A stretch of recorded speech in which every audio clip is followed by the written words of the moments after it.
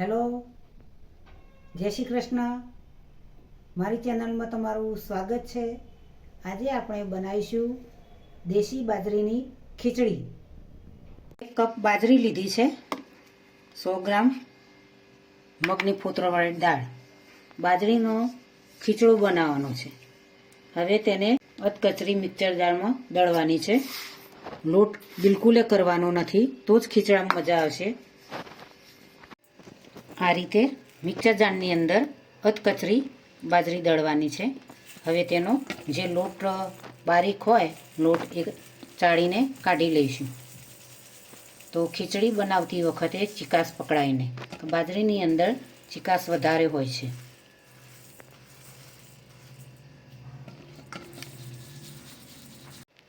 ચાળીને આ રીતે અલગથી લઈ લેવાનો. આ લોટ તેની અંદરથી ચાળીને કાઢી લીધો. આ રીતે કરી દઈશું.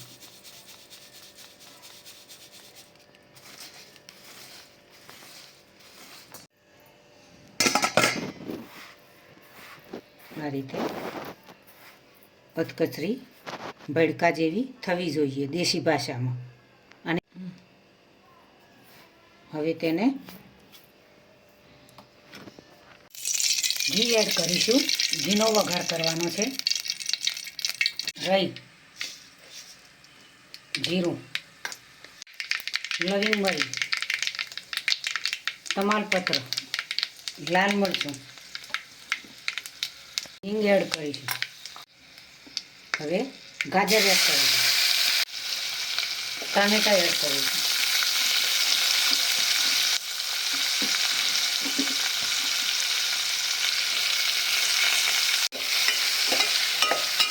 ગાજર અને ટામેટા જલ્દી ચડે એના માટે પહેલાં એડ કર્યા છે. બટાટા એડ કરીશું. મિક્સ કરી દઈશું.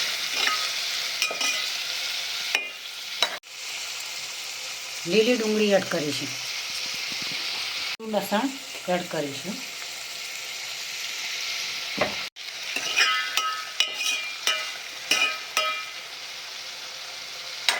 મીઠું સ્વાદ અનુસાર. લાલ મરચું 1 ચમચી, હળદર અડધી ચમચી, ધાણા જીરું પાવડર અડધી ચમચી. મિક્સ કરી દીધું. હવે થોડું થવા દઈએ. બાજરી પાણીની અંદર ધોઈ દઈશું. દાળ પાણી એડ કરીશું. ફોતરાવાળી દાળ લીધી છે.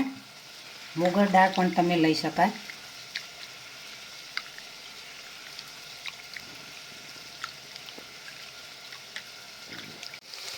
બાજરી અને દાળને અંદર એડ કરીશું.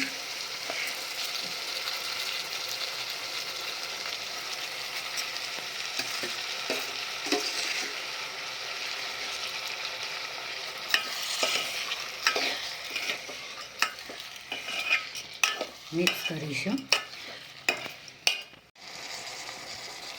પાણી એડ કરીશું.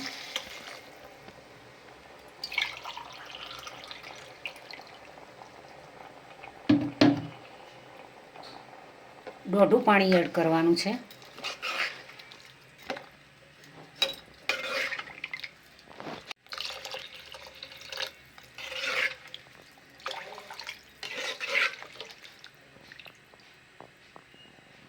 કુકરની અંદર લઈ લીધી છે.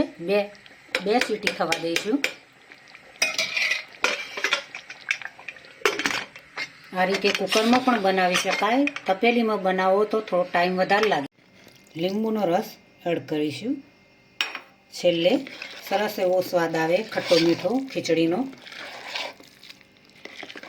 સરસ એવી ટેસ્ટી ખીચડી તૈયાર થઈ ગઈ છે. ટેસ્ટી ખીચડી તૈયાર થઈ ગઈ છે. ગરમા ગરમ ખીચડી ખાવાની ખૂબ જ મજા આવે. આવી ટેસ્ટી ખીચડી જોઈને મોઢામાં પાણી.